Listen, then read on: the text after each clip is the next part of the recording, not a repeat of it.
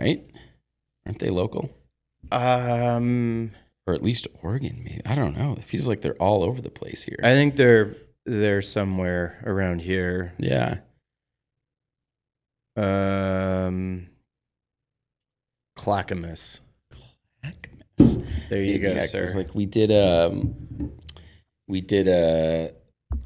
one of their like active gummies or whatever and floated the river, and I was like, dude, this is perfect. Like, it's not like I want to go to sleep. Yeah. But like you get a buzz out of it, and I'm also like, yeah, paddling. So you're like, yeah. I'm like, so let's get high. Let's get high. Cheers, brother. Cheers, amigo. Kaba. Thanks for coming in and doing this. This is like the first. It's not the first in person that I've done, but it's like, well, it's the first with the windows open. Yeah. I had the windows shut before because I was like, yeah, it's gonna be, like mysterious, dark, ominous podcast setting. Well, I mean, they are nice. Got a very McMinimans look to it. It was a whole thing. I was going for a color scheme, and then all of a sudden I realized it's kind of stupid. Well, to be fair, somebody else had suggested, why would you block out the windows and stop that natural light coming in? And I was like, well, I don't know how to light anything. Mm-hmm. But that same person told me to get these fucking lights. And now I think they actually work pretty okay in a daylight setting. Yeah. And they're not like intrusive too, There's like some lights that blast you in the face. They're nice. Yeah. Anyways, just a long way of saying this is the first in-person podcast in this new studio that I have.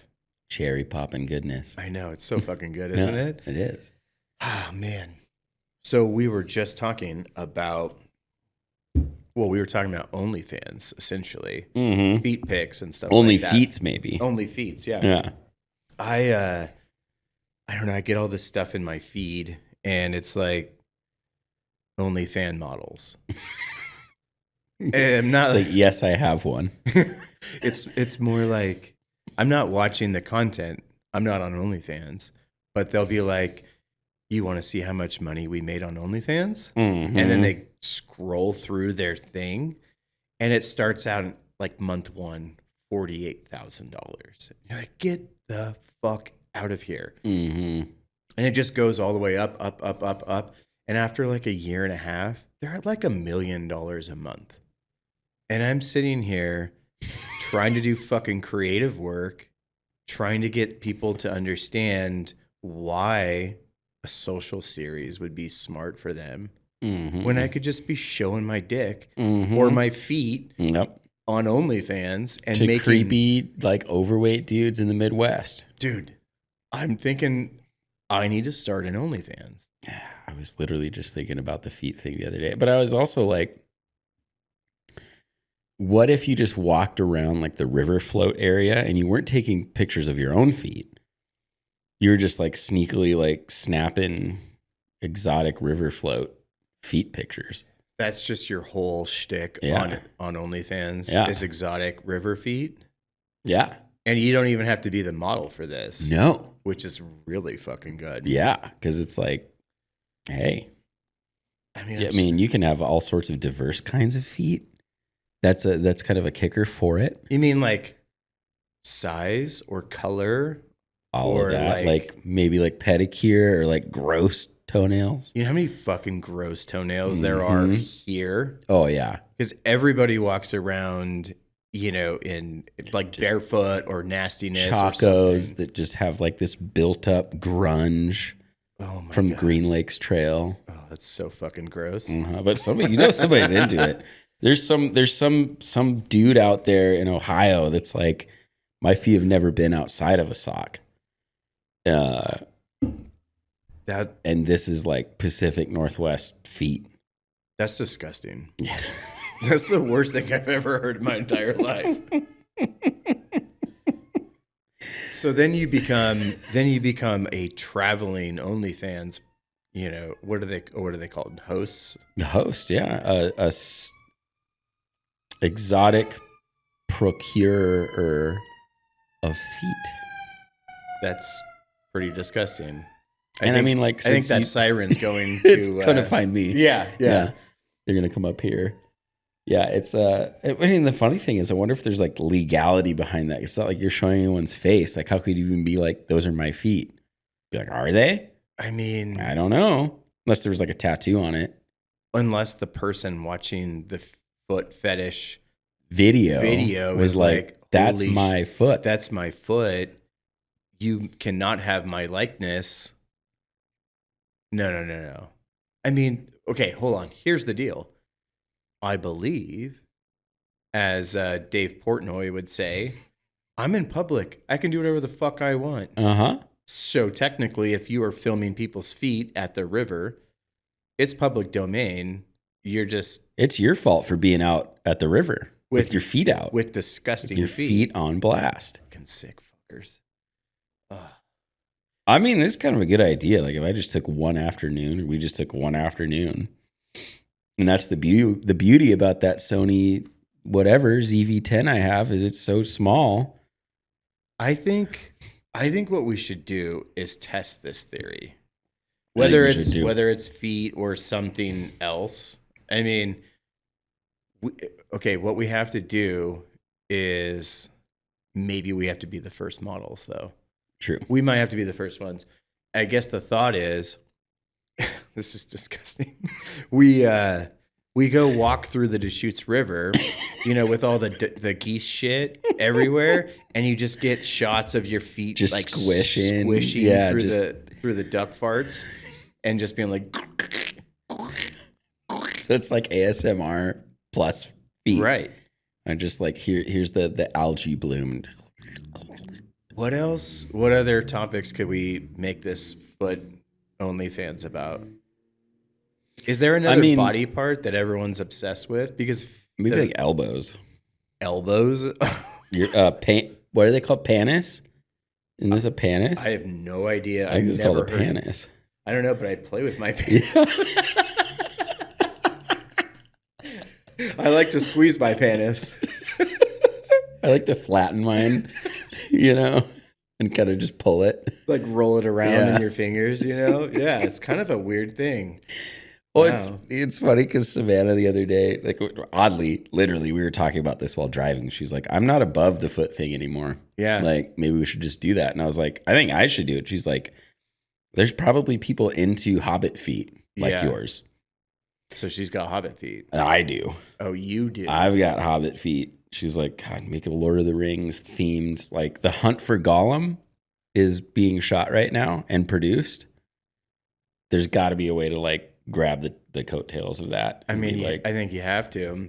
Hairy hobbit feet. Because I'm pretty done in like this industry. I'm done in this.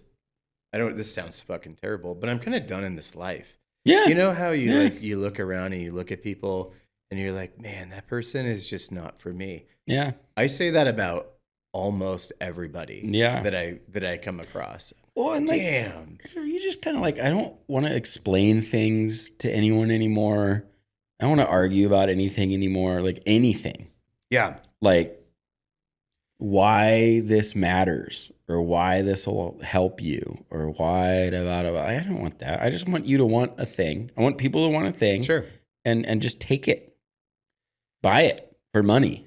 Well, yeah, that's where it gets a little bit tricky, but I think about it in politics all the time. Mm-hmm. Like the sides of the politics are so, and I'm not going to make this about politics, but I'm just noticing like that's where the entire thing goes off the rails for me. Mm-hmm. I like to follow both I don't know, influencers on each side or something like that. Yeah. And there could be one topic. Oh, maybe we get sponsored by Wild. Oh yeah. Yeah, show it. Point it over there. Or Currs. Or Currs, baby. Brewed from a Rocky Mountain stream. But the point is that you could talk about the same issue and both sides view it so differently. Like you'll watch a debate and party A will be like, oh my gosh, they we crushed it. Yeah. We dismantled their argument. Uh-huh. And then the other side will say almost the same exact thing.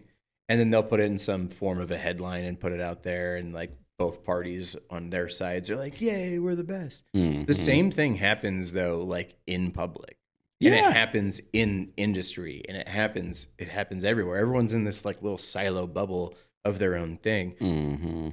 It's just a long way of saying for me, I don't know, I'm fucking tired of it all. And Yeah. I'm tired of all these Tired things. is the best way to put it. So I'm like tired of selling people on the fact that strategy matters for a business, which is crazy because there are board games like Risk that are probably classic board games that are just about strategy. yeah. And the fact I'm like, what do you mean? Why doesn't strategy matter to people? I don't know. But I think tired is just the best way to put it. I'm like, I think the reason that people are tired of things like strategy is because they've been overused. And everybody oversold. And everybody Yeah. uses it and does the same thing. And Mhm. you know, it's just like we were talking before this, like everybody wants something and they want it now and they want it quickly. And I would argue that most people don't necessarily care how you get there. They just want the damn thing Mhm. done. And so we all sell strategy. We all kind of push it. And, Yeah. you know, how many times have we gone into a client meeting and they're like, oh, I've already done strategy. I don't need it again. And then you look at it and you're like, what? Like, this isn't a strategy. What in the fuck is this thing? Well, and I think it's been oversold too, because like, you know, a certain coffee company recently, and I was telling Silas about this the other day, that like, I was like, dude, like I got to coffee company and they're like, can you like take a look at this? Like someone gave us this social media strategy and we can't like make heads or tails of it. We can't figure it out. And it was like 15 pages long and I went over it and it was generally bullshit. Sure. Honestly, like 2 pages of it, I'm like, maybe you could use like, and all it was saying was come up with a theme and Right. have 4 themes that you talk about and you just revolve through them. And I'm like, okay, cool. And then they told me that they paid $20,000 for this thing. $20,000. And then the guy disappeared, like ghosted them when they were like, well, how do we use this now? No execution, just $20,000 for 14 pages. And I'm like, his elevator pitch must have been the best thing you've ever heard. Cause I'm like, I could have sold this to you and I would have probably been like a couple grand Sure. max. It took me an hour. I just think I think these people who are after something, they want something, they need something. And then since everyone's selling strategy, they're like, okay, that's what I got to do. We need that, I guess. And you're a strategist. So 20 grand. Okay, fine. And then you get the thing and they're like, you know, all done here. Yeah. You have to go have somebody else execute it. Mm-hmm. And then they fill it with 20 pages of nonsense. It's like that brand book that you had sent over to me from X company. Mm-hmm. And I looked at it and I was like, this is all, there's nothing in here. Yeah. There's like 45 pages of absolutely nothing in here. Like, here's some colors. Here's like a thing you could say. And yeah. It's just like all the pieces are there, but it doesn't make sense. And I will, you know, argue that strategy is good and useful, but it's only as useful as like the execution of it. And I think that's where people have a hard time making the leap from the strategy to the execution. And I don't know, I guess where this is going is like, I'm kind of done with that. I just want to make feet porn for OnlyFans and goose shits. It's in demand. Things. Yeah. You just want to do something that's in demand. And so you don't have to sell it. People are already sold on it. You know, every day that goes by, I tell myself to be less and less strategic and like more and more just just get it done. And so I'm thinking that we need to use our own feet, Hobbit or not, and just try this. Dude, hobbitornot.com. I mean, that's fucking great. That's actually great. That's really great. Show you the hunt for Gollum. Yeah. Mm-hmm. But here's the thing is I think it's time to just start doing as much as humanly possible and see what comes out of it. So are you down to start an OnlyFans with me right now? Yeah, let's do it. All right, Let's cool. take some. I mean, you got flip-flops on. I'm like straight up locked into these shoes. I guess when I say right now, I don't necessarily mean right in this moment. Okay, here we go. Yeah, yeah. But I've never even thought about going to OnlyFans and then entering my information. To be fair, I have thought about OnlyFans as a career. Yeah. Like one of the things was why don't we just set up hidden cameras around the house? So when I'm doing yard work, we just have like a hidden camera, like dude Just in the backyard, shirt off, chopping wood, drinking a, Michelob Ultra. and just like see what happens, let her rip. Mm-hmm. So I have thought about that. And my wife is always like, you don't have the balls to do that. And I'm like, yeah, I mean, so much of that is true, but I'm very much wondering if it's actually possible now. What if you just earned $1,200 a month? You That'd know be how sweet. stoked I would be. Yeah, just like, hey, that's a quick $1,200 for like doing nothing, just basically. squishing shit with your feet. Just So I guess that's my question then. In terms of strategy for this thing, is there strategy or no strategy? No, it's just do it. Shoot from the hip. And so like, is there even a theme involved, or you just start so organically that people are like, yeah, wow, this guy's feet content is incredible. It's like watching feet in the 90s. What if we did scrambled feet porn? Scrambled feet porn. I'm almost 100% positive that you can have Claude scramble your feet porn and put it up there. Yeah.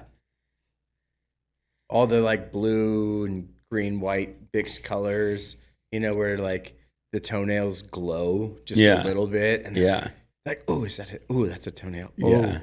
Oh. Oh man. All right. So what do we call this thing? Is it Hobbit or not? I think Hobbit or not. At Hobbit or not. At Hobbit or not. Mm-hmm. All right. Well, fuck. That's great. How many videos do we need to launch an OnlyFans? I don't even know. Couldn't you just do them real quick? Yeah. Well, this is the dumb strategic brain going into play. Is it like, do you come out hard and fast with just like a lot? Yeah. I think you just spend a day shooting feet. You find a couple toe rings and you can be like, dude, I got a spinoff series, The Toe Rings of Power. Oh my gosh. So the way that you're pushing this is towards the ring thing. Dude, I mean, like, Lord of the Rings is big right now. So it's got to be Rings of Power comes out in November, season 3. It's mostly dirty feet then. It's mostly dirty feet. Like there's no pristine, shining feet. Mm-mm. No, this is like hikers only type of thing. Hikers only? Hikers only, dude. Oh man. Only do we and switch like, dude, it around? We could Is get it only hikers? Only hikers. Only hikers. Yeah. And okay, so now we're starting to develop some themes here. Yeah. Can you just imagine like the nasty feet of hikers? There's like a little bit of duct tape on the heel. Oh, and like man. you just like there's a little corner that's loose. You pull it off. Maybe my feet are good enough for this then. I think so. You got like a little callus going some on. Fungus growing on there. Yeah. I don't know what it is. Yeah, that's pretty gross. Yeah. Cool. But someone's like into it. So we do only hikers, and then we'll do the Lord of the Ring one. So that way we can at least dress the feet up. Yeah. Yeah. They need like a cloak or something. Yeah. Like a sword. a little sword in between Swords the toes. in between the Yeah. toes. Yeah. Oh man. Okay, now my brain's going. So do we basically remake Game of Thrones for toes? Game of toes. Game of Toes. And we have all of the different toes battle each other and ride dragons. So, okay, now we are really getting pretty strategic here. We are. And we're gonna make a TV series, and there's gonna be seasons and episodes where your favorite foot comes back. Yeah. And your favorite foot dies. Yo, yeah. Right. Yeah. Because your favorite foot, man, you just don't want that thing to die. And then one episode, it's just going to die off. Dude, it went off to battle. Toe fungus. And it was not successful. Yeah. We might have to run this through Claude, see if it likes it. Yeah. That's one thing I didn't do. I didn't turn on Greasy Balls. Greasy balls. Hey, that could also be that could be one too, right? Yeah. Man, you know what's funny, and I really do. So when I met with Silas, and this is like slightly on topic and slightly not. No, it is, whatever. Dude, that guy is one of the most like coffee snob orderers that I've ever met in my life. No. Like he was like asking, we went to Junction Roasters next to my office, and he's just like, so do you guys like do you flash brew this, that, or the other thing? And the poor guy was like, I don't know. I don't know the words Yeah, that you're like, saying to me. I don't know what that is. And then like, I ordered a flat white, and it was in 8 ounces or 12 ounces. He's like, aren't flat whites supposed to be 6 ounces? And I was like, I don't know. I don't I know. have no idea. But what I did, I was like, I would love to film like just Silas driving through random Dutch Brothers and Black Rocks, just like ordering stuff. And like it's like the Charlie Kirk of coffee debates where he's just like, because can you imagine? I mean, like, so I am not like that, but I have this story where I was coming down from the mountain with my nephew years ago, and he was like, he's like 16 or 14 or something. And of course he wanted to stop by Dutch Brothers. I was like, you want to stop and get anything? He's like, yeah, Dutch Brothers. I'm like, sure. oh, you just want to see some like chick listening to techno with cleavage. Like that's what you want. And I'm like, I guess I'll do this for you. Right. And so, she like, we go through, and she climbs halfway in the car and asks us about our life. And he orders a like Red Bull, whatever, cherry Red Bull thing, whatever they do at Dutch Brothers. He got a Red Bull? A flavored Red Bull. They do that at Dutch Brothers. They'll do like cherry lime Red Bull shaken. No. Yeah. So he orders that, and I'm like, can I just get an 8-ounce Americano? And the girl literally goes, what's Americano? In that tone. What's Americano? Americano. Yeah. And I'm like, just espresso and some hot water. And she's like, right on. Like, eh. And like she does it, but I tell my nephew, I'm like, I'm never doing that for you again. I'm never doing that with you again. But can you imagine Silas? No. Like just like pulling up, and I'm just like in the, passenger seat. I'm just like, just go, dude, just go. Ask questions. And she's like, how's your day? And he's like, so like, what's the origin of your beans or it's just whatever? like Portlandia meets coffee shop, but he's Brooklyn serious. Coffee Shop. But he's dead serious. Dead serious. He's like, because he was literally explaining to this guy at Junction like what flash brewing means. Because like the guy's like, oh yeah, I can pour over like coffee over some ice. He's like, no. It's like the way that you brew it over the ice. And the guy's like, I don't think we can do that. And Silas is like, just give me a cortado. It's too much. To be fair, I didn't even know what a flat white was up until a couple of years ago. We got this I didn't either. fancy coffee machine, and it just has this list of all the things you scroll the wheel. Does it have the flat white option? It's got flat white, cortado, all the stuff. all this stuff. whatever the things are. And I'm like, what's a flat white? My wife's like, oh, it's like a latte. Yeah. I'm like, oh. It's like a latte for Australians. Why doesn't it just say Australians. latte? Anyways, coffee culture to me is the absolute fucking worst. It's insane. I can't stand it. Mm-hmm. I hate being in a coffee shop. I hate the people inside of a coffee shop. I know I sound really negative right now, but God, it's a whole thing. It's just a whole thing. It gives them purpose. Like, whatever happened to just like a black cup of coffee and a cigarette in the morning? Yeah. Like that's those were the days. Those were the days. Those were the days. I mean, I never really smoked a lot of I smoked a lot of cigarettes, but like not in like casual everyday life. It was more like, let's go have some drinks. Yeah. And party. You're on the back patio of the place and right. And then you hork down like a pack of Camel Lights or something like that. But the point is, what happened to black coffee and a cigarette? I mean, what is that? It gets you wide awake. Yeah. Ready to go. It empties your bowels. You're completely ready for the day. But now we have to sit in there and put almond buttercream syrup with a splash of lavender in there. And make sure it's extracted correctly. Right. Yeah. What is it? Flash frozen? Flash brewed. Flash brewed. I still haven't looked that up. I still want to look up what the hell that is. I don't have a fucking clue. I don't have a clue either. Never know. Flash brewed. I used to go to a coffee shop and I'd be like, can I have a latte? And they're like, yeah, what size?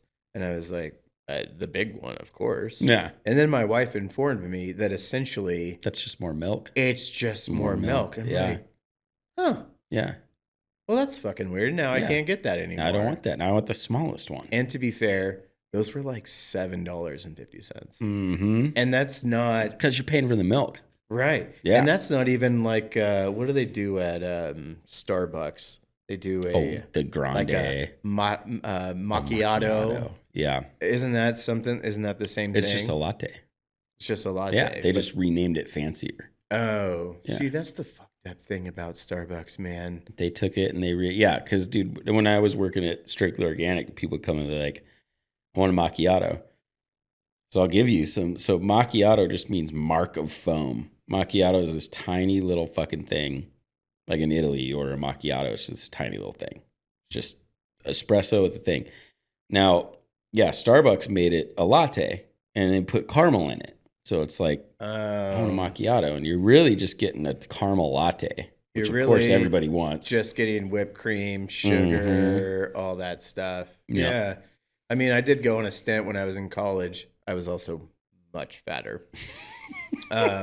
Where I would go and I would stop off at Safeway on the west side and I would get a caramel macchiato, a big dog. Yeah. And then, I don't know, some shitty pre-made burrito from them. And I would take that up to the school and then basically have diarrhea, during class.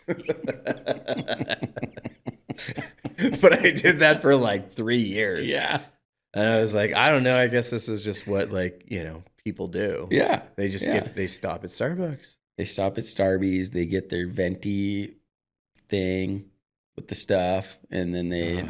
See, I can never remember what the things were. There's venti and grande and something else, right? There's 3 of them. Tall. Oh. Tall? Yeah. Tall. Yeah. Which grande is just large. You know what venti is? It's 20 in Spanish. Right. It's 20 ounces. Venti. Right. Venti. I don't know. There's a lot of funny TV shows that have mocked that whole thing. Or Paul Rudd did that to you at one point. He was like, venti. It's 20. Right. And his girlfriend was like, shut the fuck up. Oh, yeah. What was that fucking movie? Oh, Role Models. Role Models. But I feel that same thing when I go in. Even when they say, do you want small, medium, or large? I'm like, what is what to you? Because now the medium is what large used to be. I think. Too big, man. Yeah. I'm like, just give me the size that I want. That it's supposed to come in. Now that's what I do with the machine is I just press the button and then I'm like, cool. But when the milk's gone, I'm like, oh, fuck. Now I got to just have Regular coffee. Yeah. It'll do an Americano or a Mercano. Americana. But I don't know. I don't think I like that stuff. No. Like, what's wrong with just like a pot of coffee? Why does it have to go through the French press or all the different or moments. the espresso? I don't know. It's all too much for me. Yeah. Dude, there was a simpler time. And actually, the first time that we ever went over to the East Coast, we landed in Newark, New Jersey, right? And like, especially my wife growing up here, very used to having like many different milk options, right? Like not just different, but like this hemp milk was locally sourced and this one was fair trade, right? You pick between those two. We land, and she's like, let's get like a coffee. We walk, there's a Dunkin' Donuts there. And I'm just like, oh, this is going to be such a crazy experience for her. And we walk up to it and she's just looking at the menu and she's like, what kind of alternative milks do you have? And the guy literally goes, alternative milks? What do you mean, like 2%? And I'm just like dying. I'm standing behind her and I'm like, and she's like, yeah, I guess 2% is alternative milks. Right. What are you guys What do talking you about? even mean? Man, we went to New York and I had Dunkin', or I had a sip of my wife's Dunkin'. She was like, isn't it the best thing ever? And I was like, this is the worst, trashiest shit I've ever had in my entire life. I mean, I suppose if you just like a bunch of sugar, but yeah, sugar is not, I'm not a big sugar fan. Yeah, same. Not like, doesn't look like I have a lot of sugar in my diet, but I don't know, this like super sweet like that. I'm like, how do you drink a fucking gallon? It's a big gulp of this stuff. And just sugar and milk and sugar. Yeah. I don't know. America runs on Dunkin', though. Yeah, America. that's true. I mean, congratulations to Dunkin' for crushing it. Yeah. Who is it's Dunkin', called by the way? Dunkin' Donuts is the full name. Right. Is there a Mr. Dunkin'? Or is the first name Duncan? Like I'm done. Maybe his last name is Donuts. That would be fucking weird. That would be Mr. so weird. Donuts. What if you found out that it was Mr. Dunkin' Donuts? Mr. Dunkin' Donuts. Dude, that is He's like, and his sister's name was Sprinkles. Sprinkles Donuts. Wow. It's too much. Too much. This part's going to have to get cut out. They adopted a black kid, named him Chocolate Donuts. I think I'm leaving that one in. I'm going to leave it in, dude. Whatever timestamp we're at right now, 32:50. That's it. We're going to make sure we're going to highlight that. We're going to clip that. Yeah. And make that. It's just a revolving GIF or GIF or whatever. Yeah. I got to figure out how to, I don't know, do production on this thing. Yeah. Like, I need to figure out how it's going to. No, I need to figure out like intro stuff. Like I went on to Envato and just found some like weird funky song and I just clipped like 6 seconds from it. And it's like wow, wow, wow, wow, wow, wow. And I was like, cool. That's a good that's a good intro. Perfect. It actually should be that. I mean, it literally is right now. And I'm like, is that perfectly stupid or does it need to be better? That's perfect. If you talk to Special K or something like that, it's like, do something different, film something, show your dog. No. No.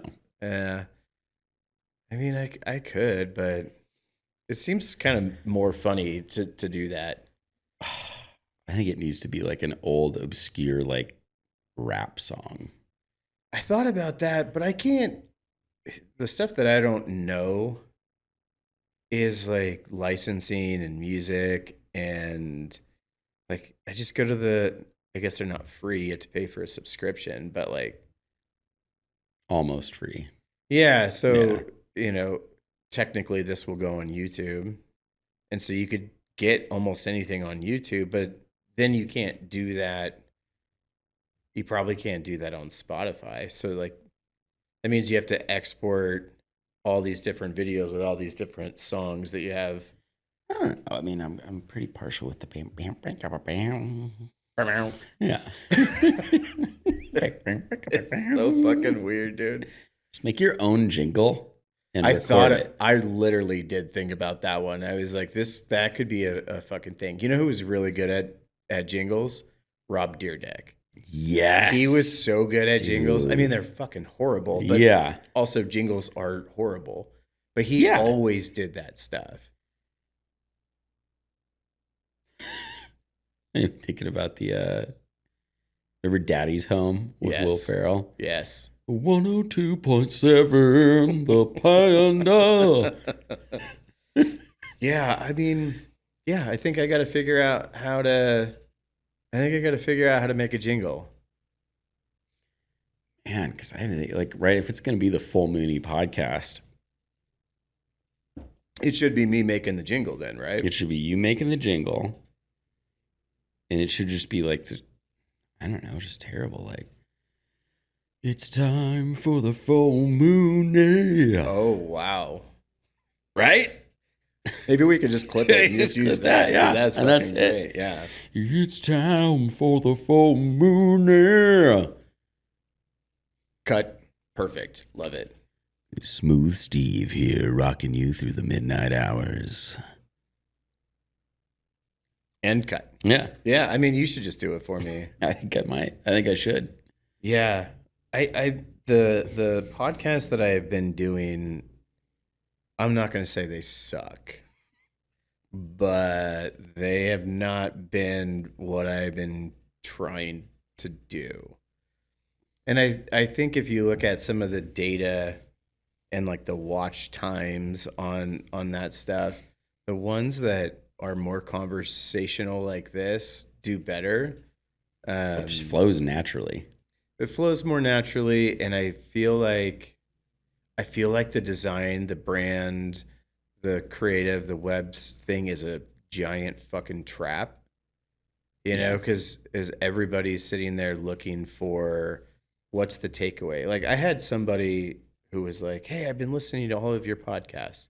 Can I give you some feedback?" And I was like, "Oh, sure. What do you got?" Yeah. And I like this person, and they're a trusted person, but they were like, "Just get to the good stuff sooner." And I was like, "Well, that isn't how my brain works, and that's not like I don't know how to do that." And also, that's highly subjective. Well, sure. What's the good stuff? Right, because I thought the Lord of the Rings foot fetish OnlyFans account was the good stuff, and we definitely led with that. Yeah.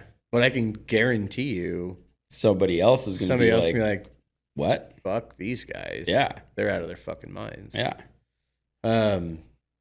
Dude, I hate feedback. I do too. The older I get, I hate feedback. Yeah, I'm definitely moving more towards I'm just going to do what I want to do. Yeah. And that is more of this. Yeah. And like I want to just bring people on and bullshit and like rant and rave about something. It makes more sense. It feels better. Yeah. Then like, because even like when I was doing some of the podcast stuff, it was like, so what's your artistic process? Sure. You know, and what's the biggest challenge that you've run into with clients?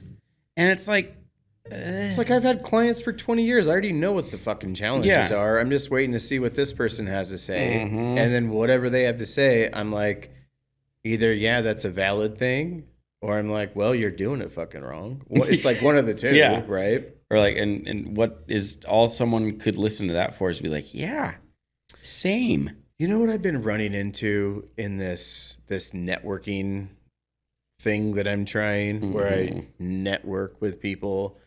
I think naturally I slip into this, like, I'm going to just bitch, you know, because I'm like, oh, this person's in my industry, so I can just bitch with them. Yeah. And I'm finding out that they all want to be my therapist.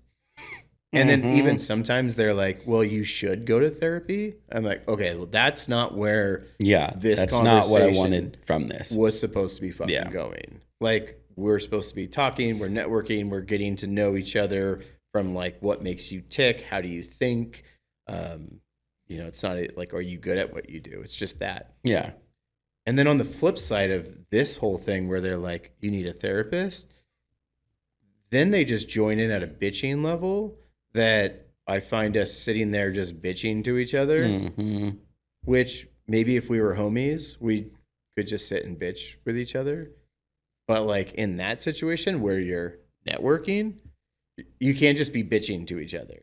Yeah. Like something has to come out of it and turn into some sort of like action item or result or something like that. Maybe they're selling something to you too. Yeah. Maybe they're selling something to you too. Yeah. Like, they're like, oh, do I need to, maybe that's what he's here for, is like wanting a solution from me. And you're like, I don't. Yeah, I don't know. I do know that in a lot of these conversations that I've had, I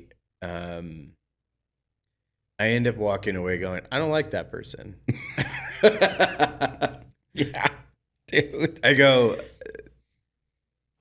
that person is just not my person. The ability to kind of like off the cuff, have a little bit of a bitch and then move on to something else is like my comfort zone. Yeah. Just to be like, that fucking sucked. Like I don't need nuts. to dwell on now it what? and cry. Yeah. Like offload. Like it just needs to come out of my mouth. Mm-hmm. And so I don't know. I'm just finding these people that and this goes all the way back to that like political thing I was talking about. I'm just like so done with it, man. It's so hard. I have like a core group of people that I can talk to that it works. And then the rest, I'm like, oh man, like there's nobody new that can get inserted into that thing. Yeah. No, I think it's an age thing too, where I'm like, I kind of know who I know. Yeah. And I like who I like. Yeah. And unless something like really cool comes up. Honestly, you know what? This happened the other day when I was talking to the Palette guy, Jason from Palette. And he was just like, I think I'm going to do a monthly potluck here at Palette. And my only rule is bring something to share and invite one person. And I was like, that's actually cool. This doesn't give me any work. It doesn't do anything work-wise for me, but like, you're doing a thing. You want to have a monthly potluck at your thing. Is that cool though? I thought it was cool. I was like, dude, I'll come. I'll bring some chicken wings and I don't know, check out what this is about. Yeah. And it's like, at least you're like, it wasn't like that he wanted to like make a new idea or had a new idea or like, what if we like, I guess why that was cool to me is I've had so many people these days be like, dude, I'm coming up with the coolest thing ever with AI. Sure. And like, it's a brilliant idea. Let's start a business together about this AI thing. You can do marketing, whatever that means, to them. Yeah. And I'm like, I'm sorry, but your AI idea isn't new. You're not going to make any money with it.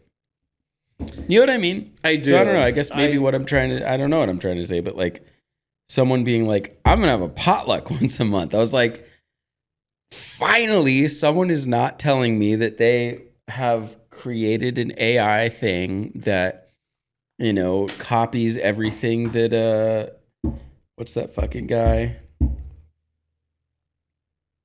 Alex Hormozy does. Right. I don't care what Alex Hormozy does. He's the one guy that just he talks. Yeah. And so everyone else was like, maybe I should just talk about stuff too. I see what you're saying. Yeah. Part of me goes, why is a coffee shop doing a potluck? Mm-hmm. Like, to me, that's the part that kind of gets weird. But again, this is that stupid, like, strategic brain. Because somebody else would be like, throw all the events that you could possibly do. It doesn't matter what it is. It just means that they're meeting and they're at your joint. So next time they think about you, they're going to have your coffee. Mm-hmm. I mean, the only reason why I don't go there is like, I don't need to go sit under a maple tree on a picnic bench outside near the old mill. Yeah. But that's because I drink coffee out of, it's not even necessity. It's just like, Well, actually, right now it is, because if you stop drinking coffee, you'll get fucking headaches for like a week. Mm-hmm. So the point is that I just like get it on the go. Mm-hmm. But I know that there's many people that do like to go sit and break out their laptop and pretend that they're doing work or, for their SaaS company or whatever the fuck that they do. But yeah, it's interesting. The event idea, holding it, doing it, bringing people together, that I understand, that I get. It was just that first part of my brain that was like, why the fuck? I don't want to go to a potluck at a coffee shop. Like, what's going on? But to be fair, like, it's a defensible move, right? Bring people in, let them eat. Yeah. See who you meet. See what happens. And that's what, you know what? It's like, I don't know, maybe it's a phase of life I'm in. Like, I went to an open mic night at Crow's Feet Commons with my neighbor the other day. Whoa. I didn't play. He played. But it was a blast. It was a great time. That's like, it was just a bunch of people playing music. And you know what? Maybe what it is that I work in social media. And I now am like, what if I just physically like the song that you just played? And I'm like, maybe it's just the idea of in real life things that I'm like so excited about. That stuff is so real, and it's such a part of culture that's missing. Mm-hmm. And I do enjoy it whenever I go out. Like last week, we did something every single night of the week. We went to 2 or 3 baseball games. Mm-hmm. And like just getting everything together and all the kids and all the shit that you got to take. And I got to bring a water bowl for Louis because it's hot out and all this stuff. I'm like, ugh, I got to go do all this stuff. And then I got there and I was like, this is the best time of my fucking life. But that's because I like baseball. And I think it's just that all-American fun thing. Yeah. But the point is that on one of the days off from baseball, we went to Munchin Music.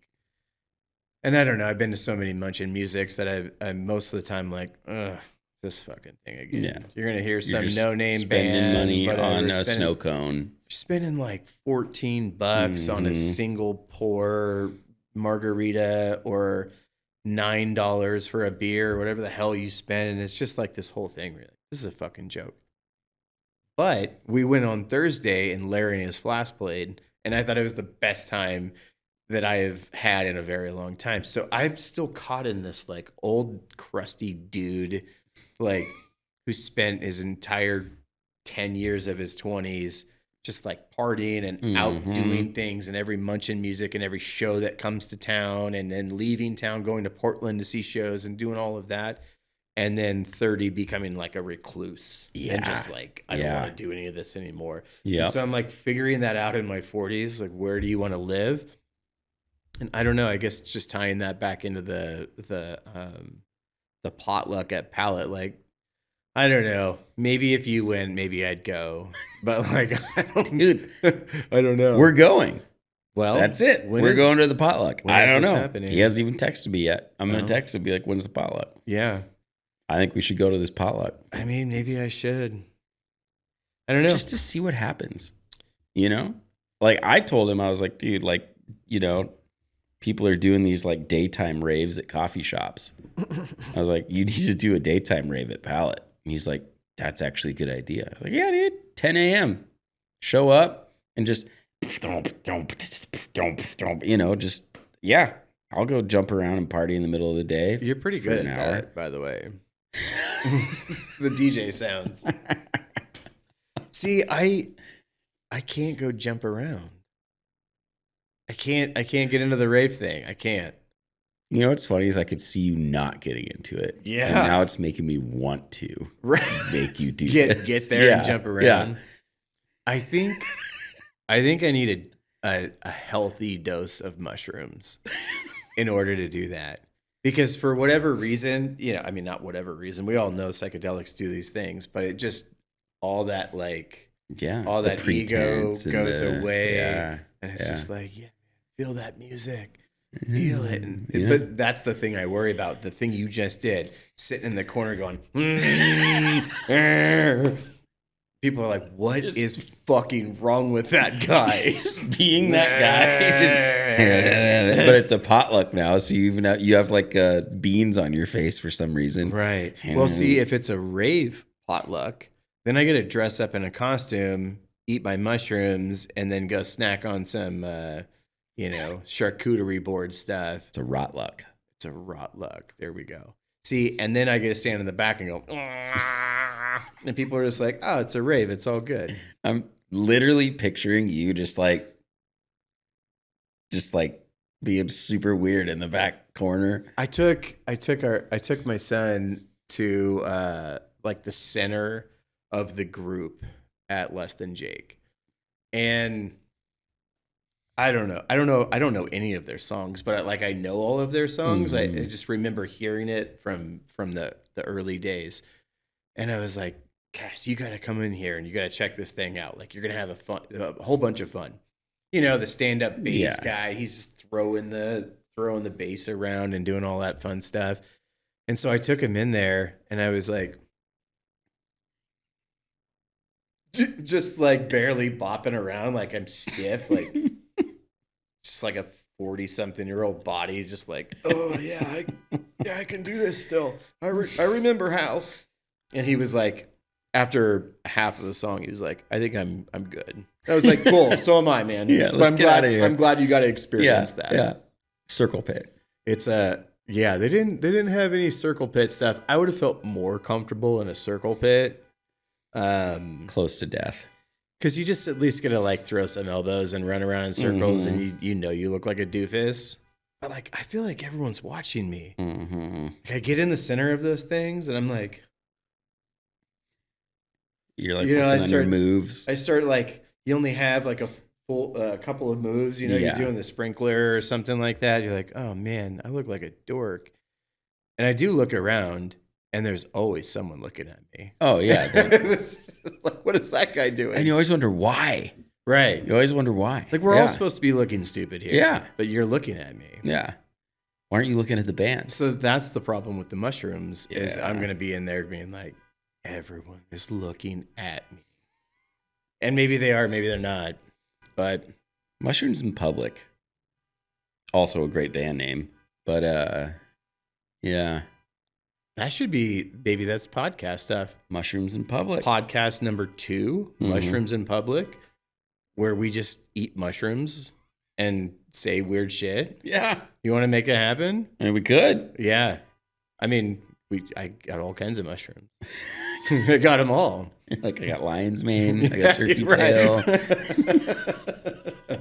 You can just get them at Whole Foods. Yeah. There's in cartons there. They're not even that expensive. It's nuts. Yeah, I don't know. I think more stuff like that though is more fun than interviewing somebody on a podcast. Yeah. I don't know if anyone's ever going to listen, but I'm making an effort now with the Daylight Studio to make it happen. Like, bring some people in here, have some drinks, just bullshit. Just see what happens. See what happens. I don't know. I tried the content gameplay and I was not into it and it wasn't working. Yeah. I mean, to be fair, there were things that were working. You'd put something out and it would get more on the retention graph, or, you know, you'd get more people to follow you or whatever the metrics were. But it was soul sucking. Yeah. The fact that you have to like do it so much, and maybe this is my old grumpy man thing, but now every time that I see like a talking head on Instagram or something, I'm like, you have all the time to do this shit. You must not have any clients. Yeah. Like, you have all, how come you have all the time to do this? It means that you aren't working with anybody. Well, everything on the internet is fake. Yep. It's all fake. Stage, and it's all bullshit. Fake. Yep. It's quite oh my God, that horn outside. I don't know if it's on the recording here.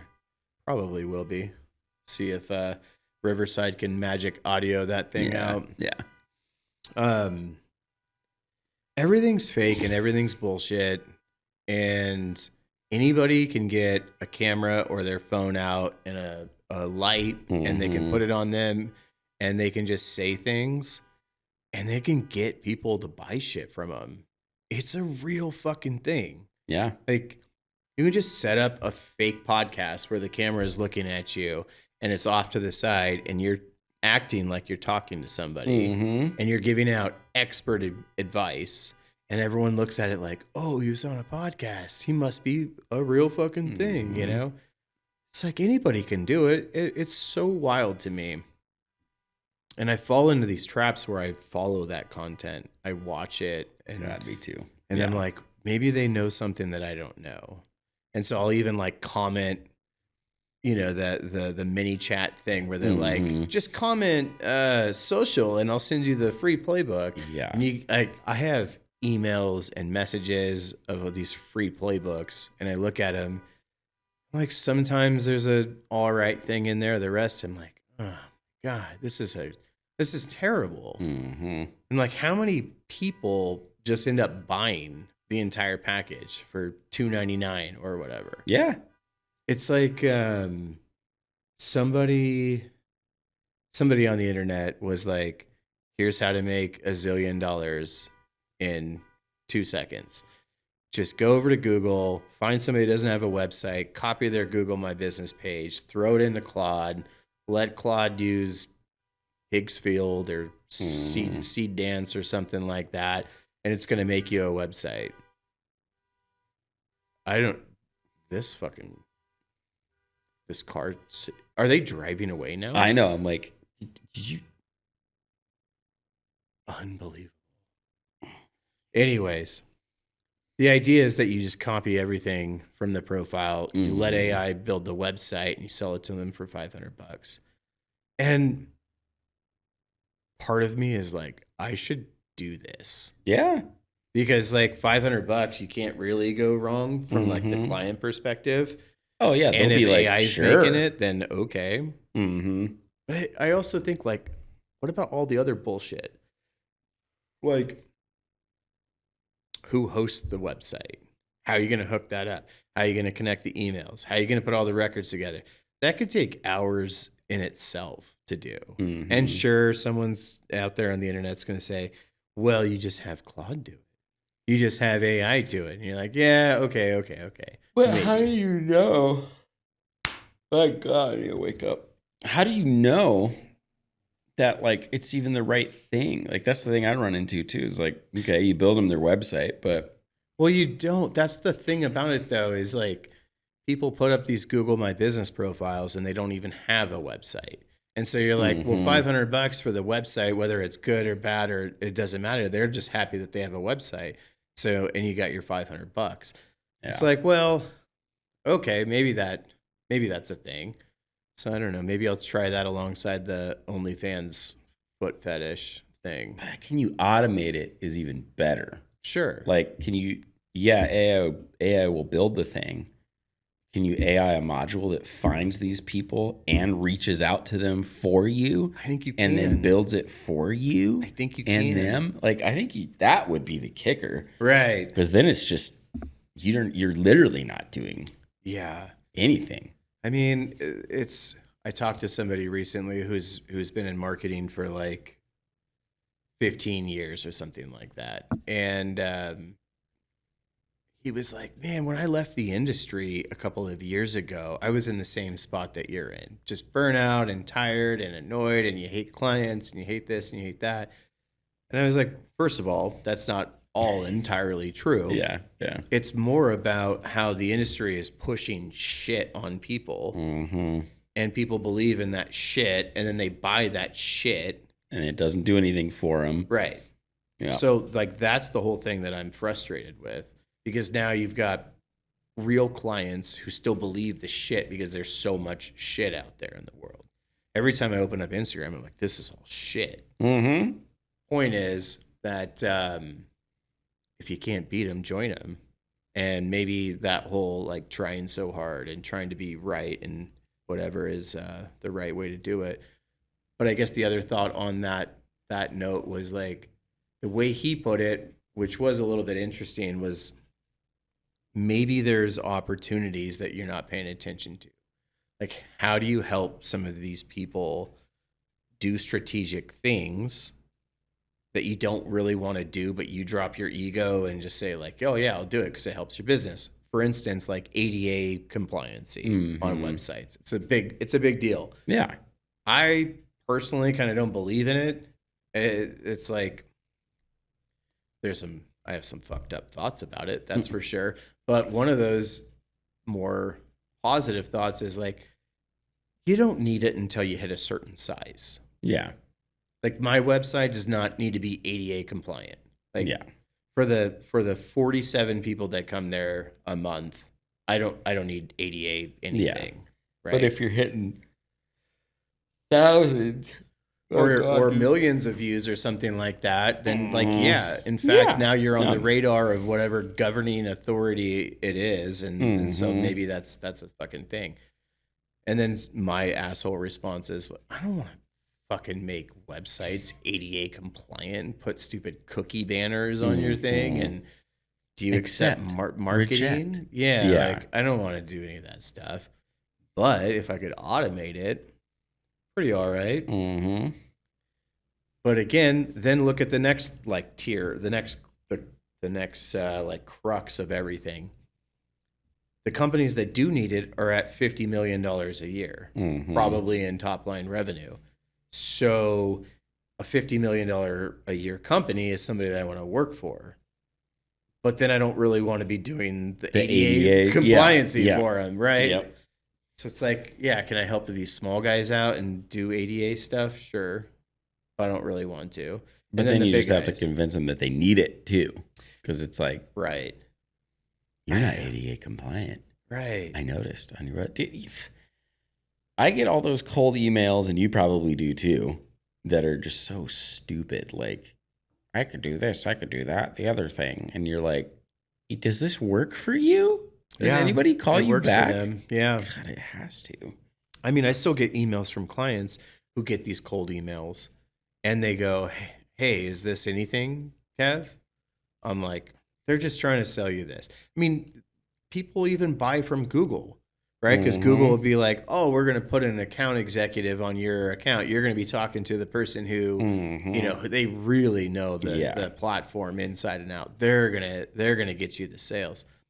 They're just doing it because they probably get a commission on that thing. Yep. And they're going to pump these ads up and use all the AI features and blah, blah, blahs just so that you spend more money so that they get a cut of that money. And it's like, I have a client in Redmond who the Google guy sold him some pipe dream. Oh, I'm going to get you 1,200 leads a month. And I don't know if he got 1,200 leads or not.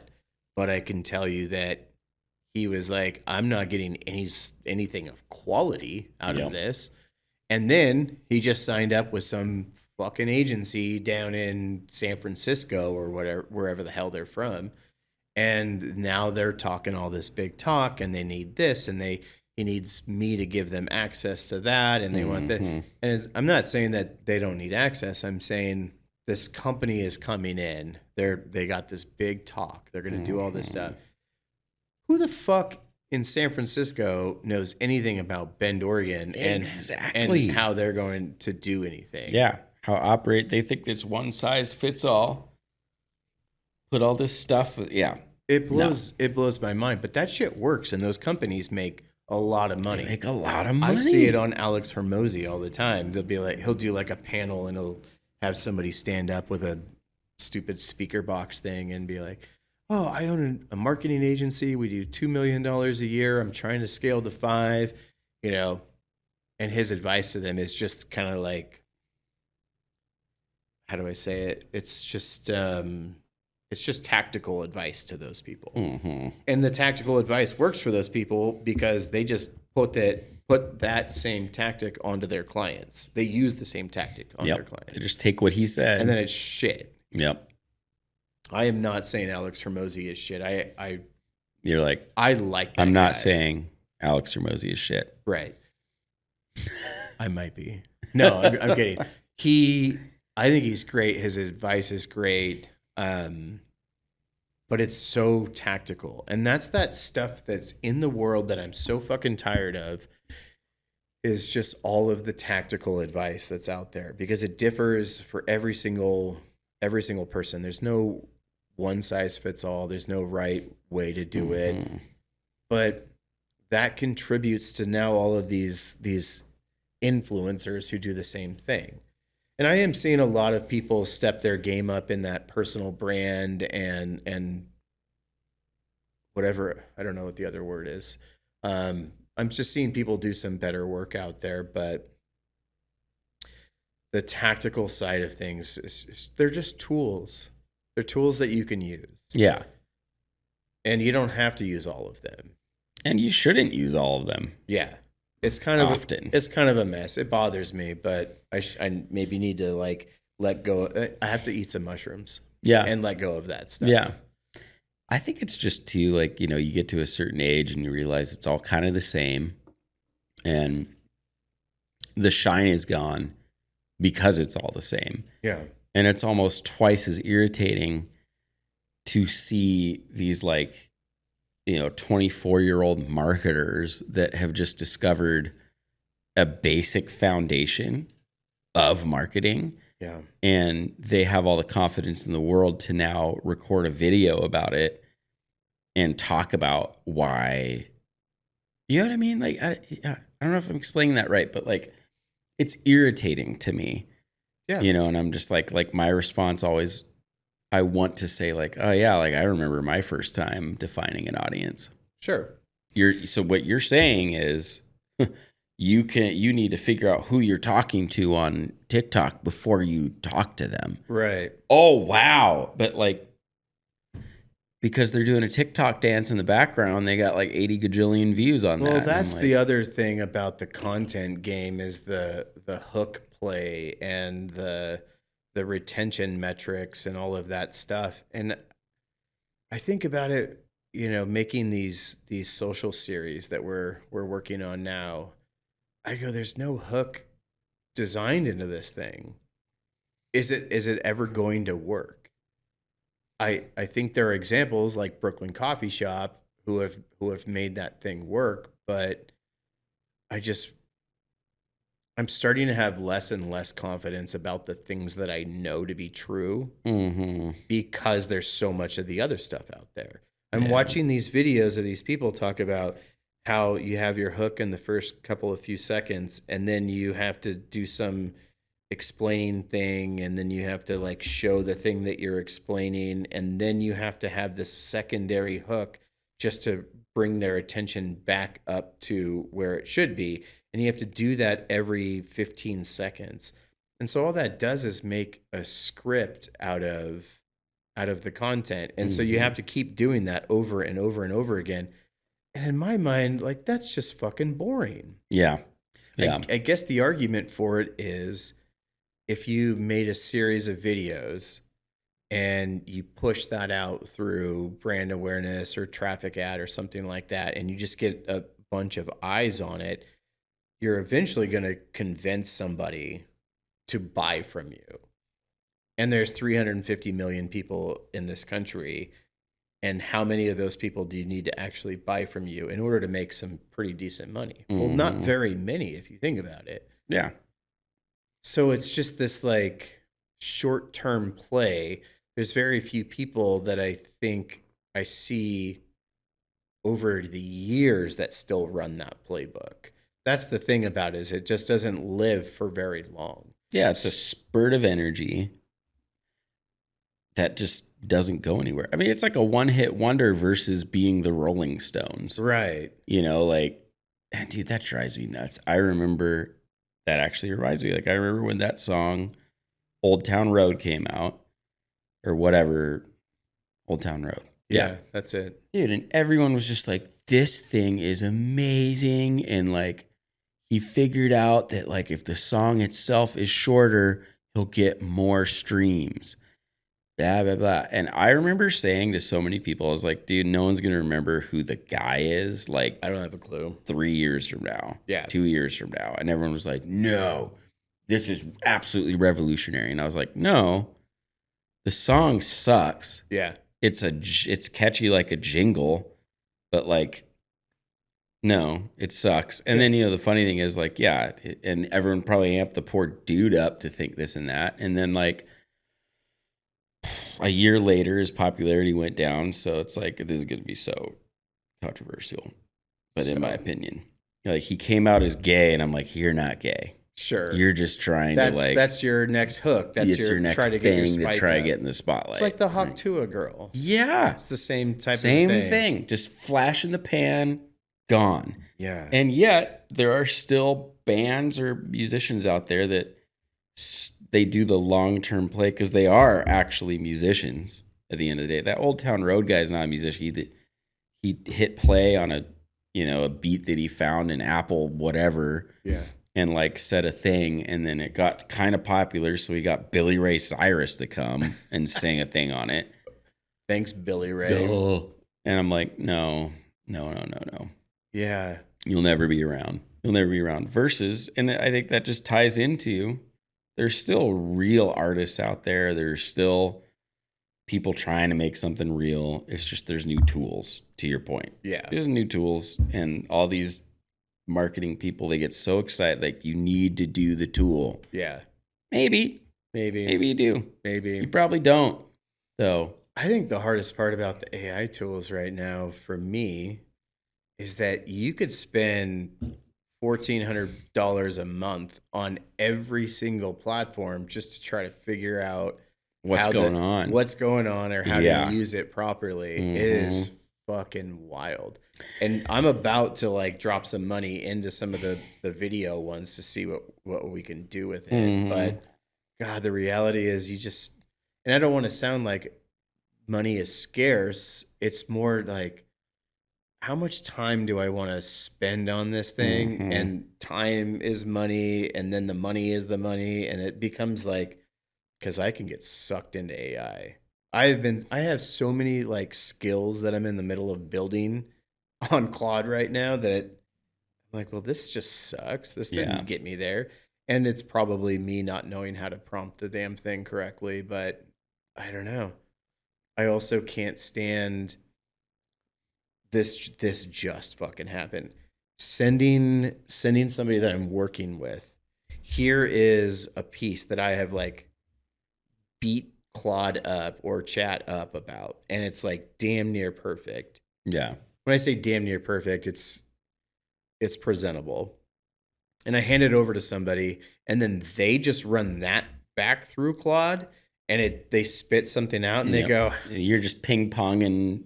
You're just ping ponging a fucking you're dinking and dunking. Because then you enter into your Claude, and you're like, "Well, what should we do with this?" Right? And it's like, I go, "What in the fuck are we doing? Nobody's thinking about anything right now." Yeah, like, and that's if you do think.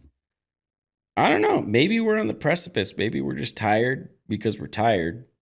But maybe there's a precipice of like where thinking is going to be a very valuable tool. Maybe. Do I want to hang on that long to find out? I don't know. I think I just want to make Lord of the Rings foot fetish stuff. I just want to make Game of Toes. Game of Toes, man.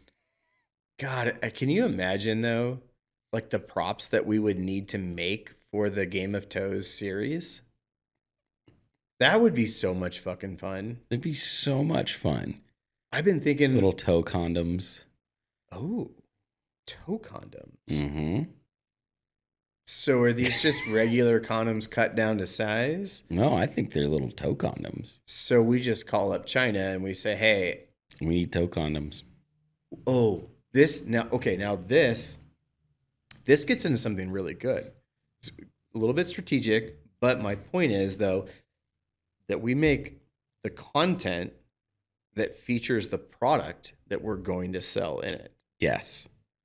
Genius. Yes. Now all of a sudden, all these toe fucking freaks are going to be buying toe condoms. Mm-hmm. Why?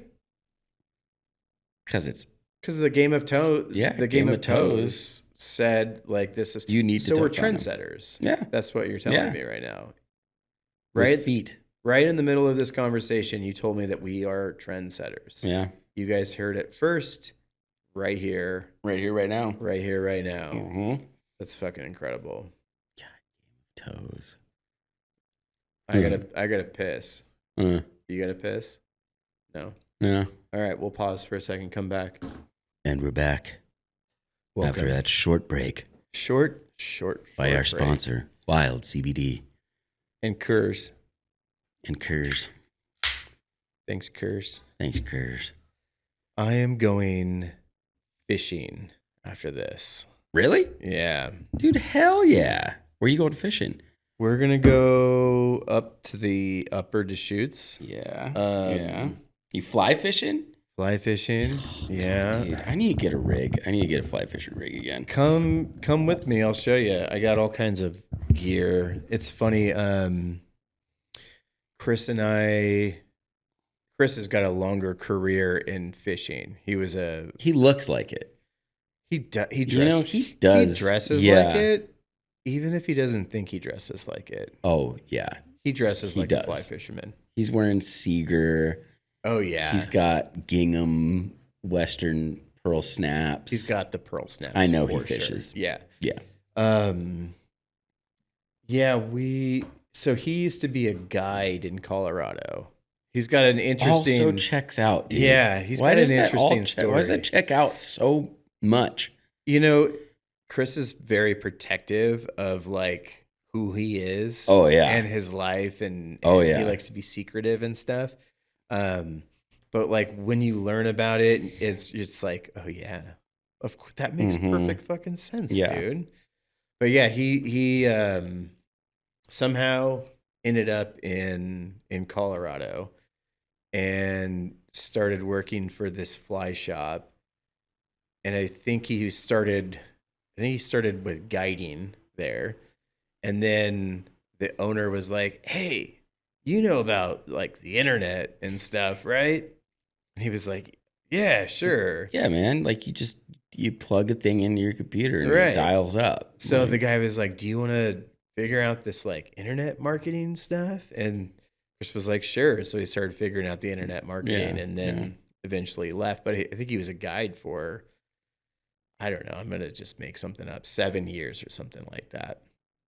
So rowing drift boats, dealing with clients, giving them cigars and whatever they ask for, so to get a bigger tip, and kind of the guide. Concierge guide. That's where he like learned about a lot of his, I don't want to say just beliefs, but that early day of marketing was really,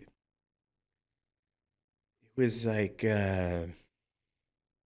what's the word? It was just high touch. Yeah. Right?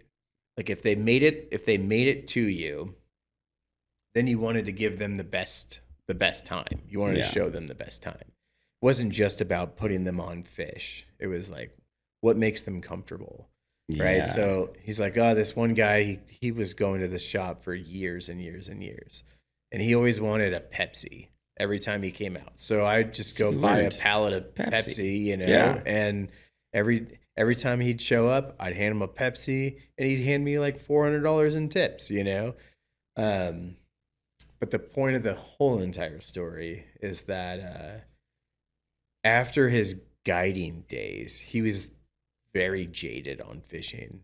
And while he was jaded, I was like on the come up of learning fly fishing. And I was just in it. I was watching videos. I was learning how to Brad Pitt. Just Brad Pitt in it. I was like, oh man, how do you shadow cast? That's not a real fucking thing. But like, how do you do it, right? Which is weird that he handed the guy a Pepsi. Right. Because the phrase is Coca-Cola. Right. Coca-Cola. Coca-Cola. Is that Pepsi? Is that what you learned about? That's what I learned when you're casting. Coca-Cola. Coca. I mean, that's I don't know where you learned that. I didn't learn that in I was in high school. My thing. Yeah. Dude, that's the thing about going to high school in Central Oregon is fly fishing was a class. Sure. That's crazy. Did not know that. Well, I didn't take that class down in California. No. But yeah, I was learning how to do it, and I was out like I was single. I was single. Yeah. So I was Got out your like waders on. You're 4 just like, times a week, man. Easily Yeah. 4 times, if not like 7 days a week, right? But yeah, I started with nothing in terms of like fancy gear. And within a couple of years, oh, you get deep. fancy shit. I mean, Yeah. Did you get into the like stomach pumping? no, Dude, I got into that. I was Really? like, all right, like I don't know what the hatch is. So I'm gonna like guess, and then I'm gonna catch my first couple, and I'm gonna stomach pump them to see what flies they're eating. And I'm gonna replicate that.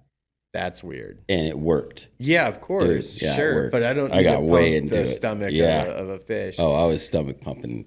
I didn't go stomach that pumper. I didn't go that deep. It was I mean, I guess I went deep on other things. It was more like the nuances of the gear. Mm-hmm. Because I would get out there, I had some $140 rod, and I was like, man, I can't reach It's not so whippy. I can't reach the spot where the fish Mhm. are, you know. And so you listen to the fly shop, they're like, you gotta buy the $800 rod. Yeah. And you're like, It'll oh. land you exactly where you need to go. So I get the $800 rod, and I was like, yeah, this thing's rad.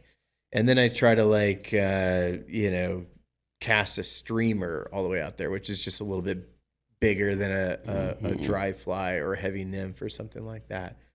And I go to the fly shop, they're like, you need the $1,200 rod. And I'm like, really?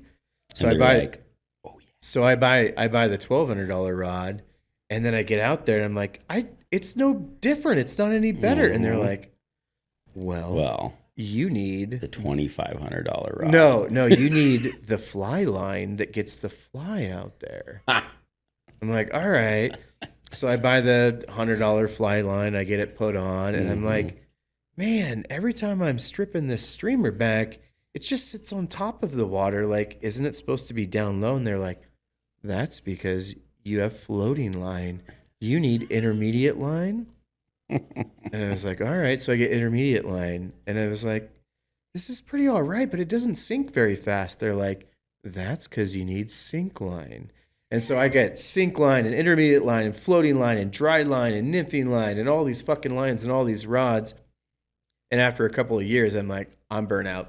Yep. None of this stuff means anything. It's all just fucking jargon. Like the fish, Yeah. they just eat. They eat shit. They eat all day long. Yeah. They just eat all day long. Dude, honestly, I remember pissing my dad off so much because he had been doing the same thing, like getting into it. And the house I was in growing up, like we were walking distance from the Deschutes in Tumalo. So we just like go down there. Yeah. And he was Twin like Bridges mega, or whatever. Yeah.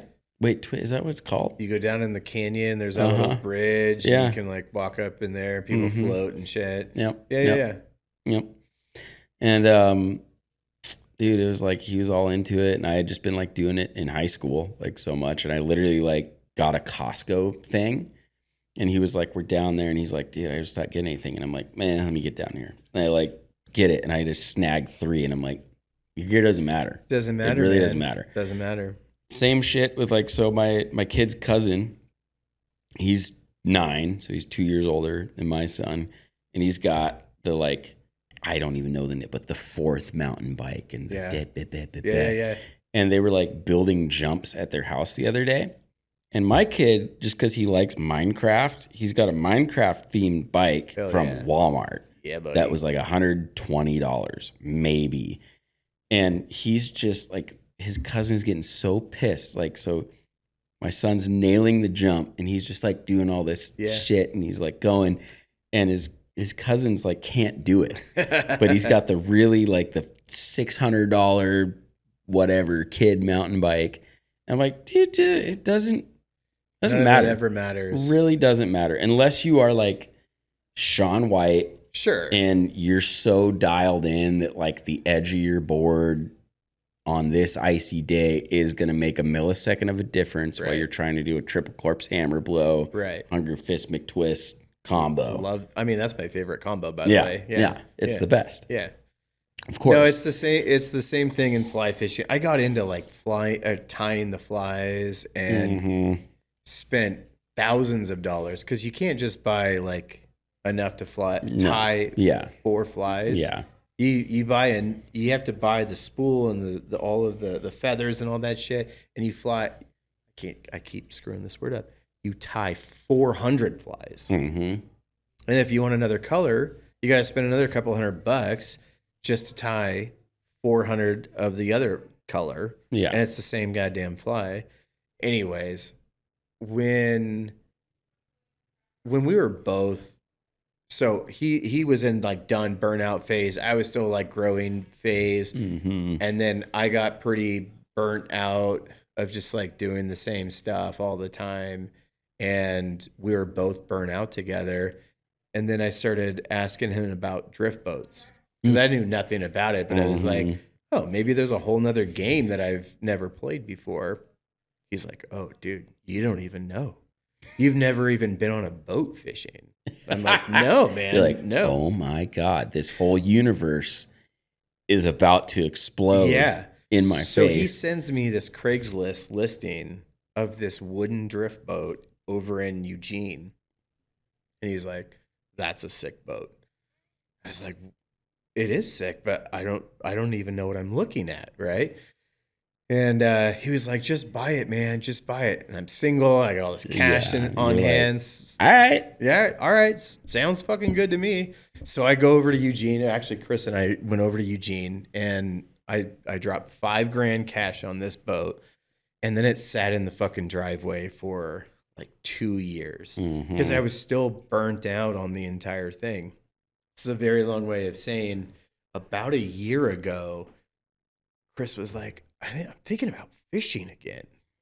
And I was like, I've been thinking about fishing again. And so all of a sudden, him and I have been just fishing a lot, just going out.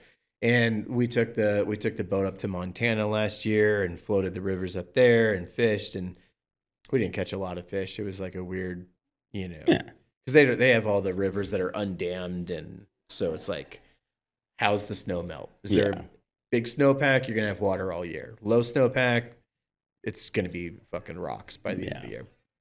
Anyways, we've been doing that. We've been going up to the upper Deschutes this year. I've taken the boat out this year more times than I have in the last 5 fucking years. And it's been fucking great, dude. So great. I bring 2 cigars. So I smoked 2 cigars on the trip. It's like just get in the boat and light that fucker up and start going right there. Dude, that's the key. It's so much fun. And it's been so good for my mental health to just like, I'm not thinking of work. I'm not doing anything. I'm just floating down this river and just communing with nature. Communing with nature, man. Just being around it. The sounds of the water, the trickles. Yeah. It's so nice. All of that sounds stupid, but the point is I'm going fishing after this and I'm so excited. Hell yeah. Yeah. Dude, like I was looking last night at I mean, there's all these terms now, but I was looking at one hitters, and just like the dugout and the whole thing, and I was like, dude, I could hook this to my dry bag on a float and just like I'm like, because that is all I care about anymore. Yeah. I used to care about like gear and this and that. Now I'm like, dude, just bliss me out on some fucking nature. Yeah. And maybe I'll get some dope Mexican food. Oh yeah. When I'm done. When you're done, for sure. Yeah, it's been a lot of fun. It's so nice to just have that. And the spot that we've been going, we can stretch the float out. It's probably like if you went straight down, you could be like 2.5, 3 hours. We've been like stretching it to 6 hours.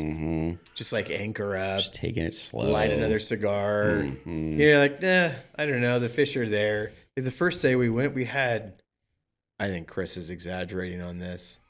He was like 100 fish day.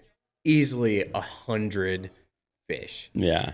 I was like, we might have had 25, but I think Chris might be an exaggerator when it comes to fishing. I don't know. As he gets older, he's turning into the fisher storyteller. Yes, for sure. But we had a good fishing day. And then the last like 3 times that we've gone up, now we're probably really in the like 10 to 15 range. And he might say 50, but we're still having 15 fish a day. Like, Yeah. that's killer. Dude, that's huge. We had like 3 in Montana. I was shocked. Also, to be fair, that was the first time fishing from the boat, aside from Alaska, which in Alaska is weird. When you fish on the boat there, and maybe this is just the way that the guides have it set up. Yeah. But you just stand there with your rod hanging out the boat, and you just hanging a bead underneath the indicator, and you're just waiting for the bobber to go down. Yeah. But like, that's not really how you fish from a boat. Well, on other rivers. In Alaska, I guess it makes sense. Yeah. All the fish are just eating there shit on the bottom, and they're just there. And so you just like hope you hammer one. But anyways, fishing from the front of the boat is a different freaking ball game. And the first day that we were in Montana, I was a fucking mess. We showed up, we left at 4 a.m. from Bend, and we drove to Bozeman. And it's like a 12-hour drive. And I don't know, we stopped once or twice or something like that. We got there probably like 6 or 7. We went straight to the bar, and I was like, double whiskey Cokes. Like, first day in like 5 years that I was away from my family. So I was all jacked up. I'm like, 100 miles an hour. Hit it, hit it, hit it. Yep. I drank like 4 or 5 double whiskey Cokes. And then we went home and poured a glass of whiskey and had a cigar. I was a fucking disaster the next day. So I'm like half puking off the boat, half trying to fish. And Chris is like, you're missing all of the fish. He's like, right now, go. I'm sitting there going like, what are you talking about? There's nothing. I can just see Chris's just face too, just like so unimpressed. Yeah, so unimpressed. He was. I mean, to be fair, Chris has taught me a lot about a lot of things and a lot about fishing, but I didn't know, like, I didn't even know where to cast, because I'm thinking in my brain, I'm standing on the bank, and I'm like, I just cast through like a spot 178 times, and I'm like, someone's gonna bite something new. Yeah. So we're going down, and I'm like fishing in front of me, and then I'm like, oh, that looks good, and I turn around and I cast backwards, and then I like hook a tree, and he's like, what the fuck were you doing? Why did you do that? He's like, why are you I was like, doing it looked this? good. He's like, we have 10 more miles of river. Like, just fish forward, dude. And I was, oh, all right, fine. You know, by the end of the trip, I'm like, oh, okay, I get this. But like fishing off the boat was a way different experience. Yeah. And when you fish around here, you go down to the lower Deschutes, you can't fish from the boat. So it's, if you think about it, it's kind of a waste of fucking time. You drag your boat all the way out there. You drive down into the canyon. You launch your boat. You pay $80 for someone to move your truck. You have to float down and fight with all the other guides. And then you have to get out of the boat just so that you can fish. It's like, what a waste of fucking time. Yeah. Why am I even? So anyways, up there, there's nobody up there. And you just float and fish and smoke cigars. Yeah. It's fucking great. However, you are in Lapine. You're right down in Lapine. So the shit that you see is really weird. I mean, there was a snowmobile in July just like stuck in the ditch. This is like somebody was out there riding their snowmobile in the winter, probably drunk, trying to shoot something. And then they crashed, and then they were like, fuck it. Yeah. Fuck it. And they just left it. Yeah. And in July, they still hadn't got it yet. You know, there's just shit like that up there. So it's fucking weird. Yeah. It's weird, but it's a good time. So long story short, that is what I'm doing this afternoon. Dude, that's exciting. So pre-funking with some Coors. Thank you, Coors, as our unofficial sponsor. Coors. You got a Mexican friend, someone spits in their ear. You ever heard that song? No. What? Yeah. I don't know like cool trendy things. I don't think this is cool trendy. Oh, it's Johnny Paycheck. Who's Johnny Paycheck? Oh my God. All right, we're gonna play this song once we're Okay. done doing this. I guess I just don't even know, man. Oh my God. See, I wonder, let's just try it. Let's try it.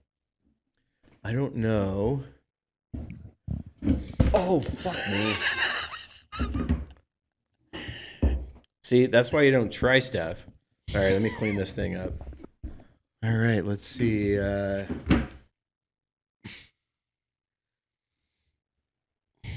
right, what is this guy's name? Johnny Paycheck.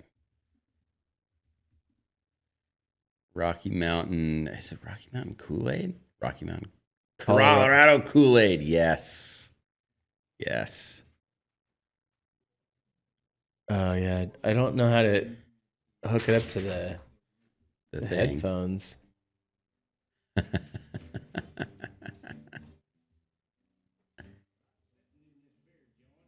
Houston, Texas. He's drinking Colorado Kool-Aid and talking to some Mexicans. We was. You haven't heard this song, man. No. What's Colorado Kool-Aid? Well, it's a can of Coors brewed from a mountain stream. It set your head on fire and make your kidneys scream. Oh, it sure is fine. Yeah, we was having ourselves one of them real good times.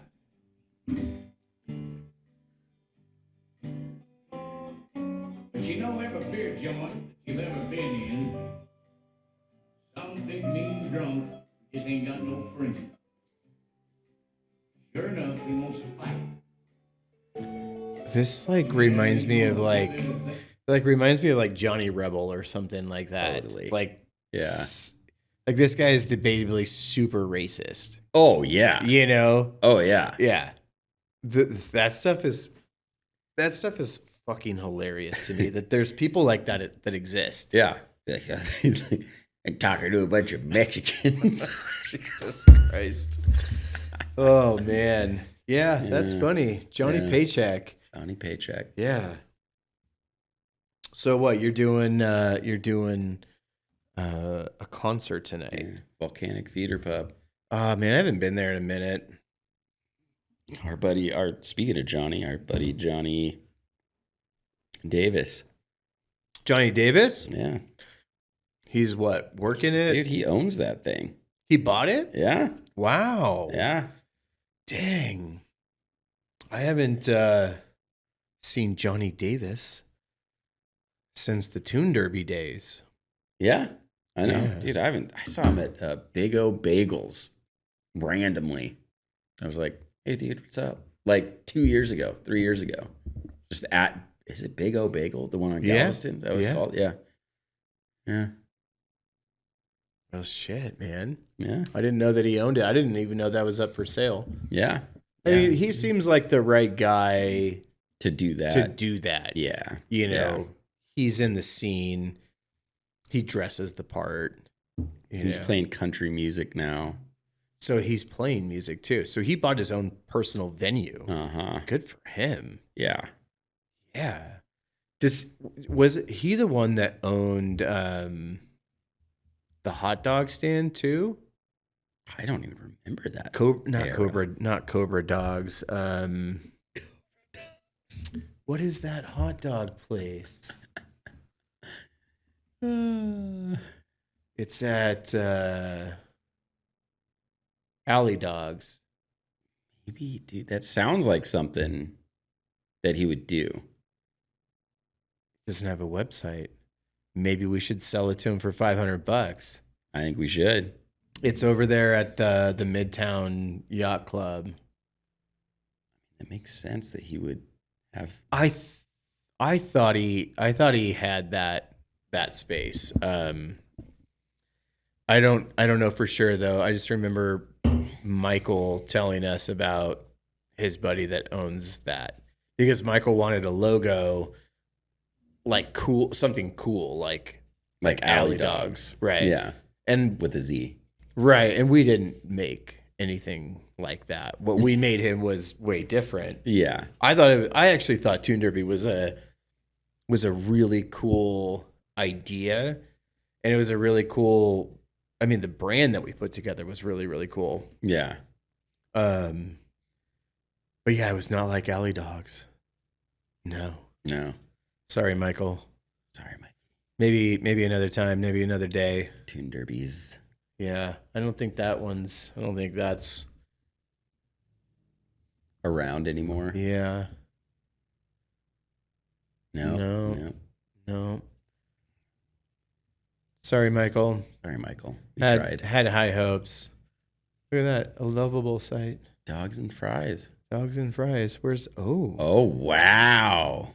Bend or Airport Cafe, second floor, best Yeah, I mean, hot dog in the universe? Real AI here.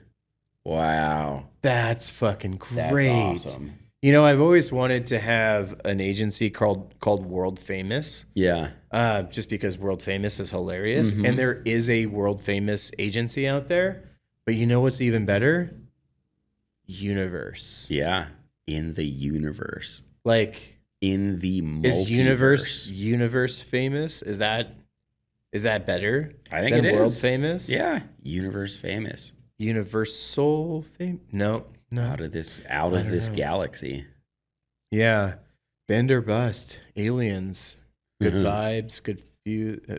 Good National vibes. Hot Great Dog Day, views. July 15th. Well, we've already passed that, guys, so they definitely don't have a website that's maintained. No. Grass-fed beef, of course. Gluten. Gluten-free. Free. I got to figure out how to. I got to figure out how to use, like the picture-in-picture thing with your screen. Yeah. How you get that hooked up. That way you're like real famous. You pull up the screen and then you got to show the things that you're talking about. Yeah. I want to figure that out too. Cause You can try to figure it out, Ryan. But I'll try and I don't. figure it out. Yeah. Thank you. I appreciate that. Speaking of tattoos and hot dogs, That's a thing. I don't know. I liked this art. That was pretty funny. That'd be a funny tattoo. Squirt on this juicy wiener. Wow. Yeah, I mean, shit, dude, that's pretty fucking solid. That's pretty funny. It's pretty funny. Chris and I were talking about getting tattoos in Montana. Ooh. I don't know what I'm gonna get. This one particular guy, I think he's out of Denver, that does just hilarious shit. Oh, so one of the guys that I love this dude's tattoos. He's so fucking good. His name is Kyler Martz. But somebody made a Kyler Farts Instagram account. And they do. Oh, yeah, that's great. Right? Yeah. So Kyler Farts Instagram Kyler farts. does like dick drawings and like frogs farting and stuff like that. Yeah. It's pretty fucking great. Whoever made it is really talented. So if the Kyler Farts is out there and they want to do like a super bad like dick compilation drawing, I will get that tattooed on my body. I'm in for it. That's good. Yeah, I like it. Yeah. Yeah, that's solid. I'm 6 feet from the edge. I'm thinking. That's fucking good stuff, dude. Well, Well, we are at almost 2 hours. What do you think? 2 hours. I think you go fishing. I'll get a sandwich. Yeah, I enjoy what happened here today. I do too. I think it was minus spilling the fucking Minus beer. spilling the beer, but that was good too. Well, sorry, Coors. Please keep the So, sponsorship going. Coors, That'd be drink great. that. Drink CBD by Wild Yeah. with a Y. How do you? Let me ask you a couple of questions before we get out of here. How do Yeah. you feel about sitting in here and talking on a podcast with cameras pointed at you, the lights on, the headphones, the microphone? Does it feel weird? Feels great. Yeah. I feel good. You This should. feels good. Doesn't it? This is a good thing. It's kind of a good thing. Yeah. I had Chris in here just to like test it out. I don't know, Yeah. months ago, and he was like, "This is fucking stupid. This feels so weird."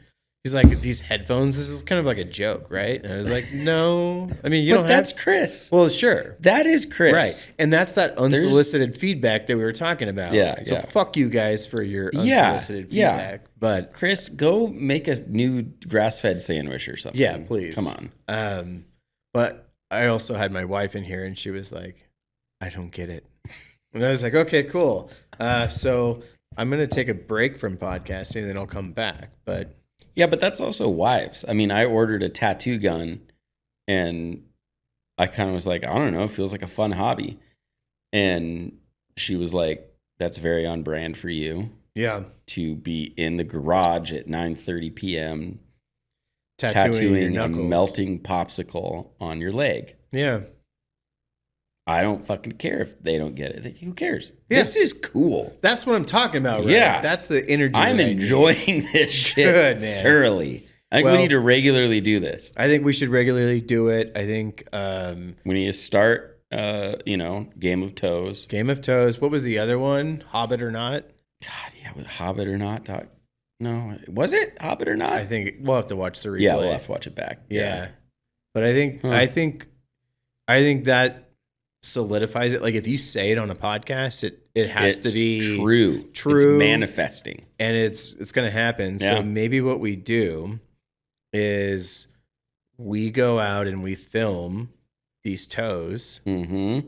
doing Game of Thrones things. Mhm. We put it up on OnlyFans and we just see what happens. well, and we show the results. That way we're fully transparent, true, guys. true. That way True. everybody knows we heard it 1st Mhm. on episode One. 1 of the in-person Daylight Yeah. Studio. Yeah. Dude, I want to bring some interesting people in here too. Do it. Let's Yeah. do it. I actually have the opportunity to plug in another mic. I don't have a third camera, but I could use my phone. We could use my camera. Well, we could use your camera and probably get it hooked up to this. Yeah. Hell yeah. So then we could do a 3-way. That'd be fucking hot. Yeah. Yeah, that'd Yeah. be hot. Yeah. A 3-way combo. I don't know how we'd film it and what it all looks like, but We could figure it out. we can figure it out. Figure it out. Bring some other people in. Let's do it. Yeah. Cool. All right. Huh. Let's get out of here. Ready, break. All right. Thanks, guys. We love you. Bye.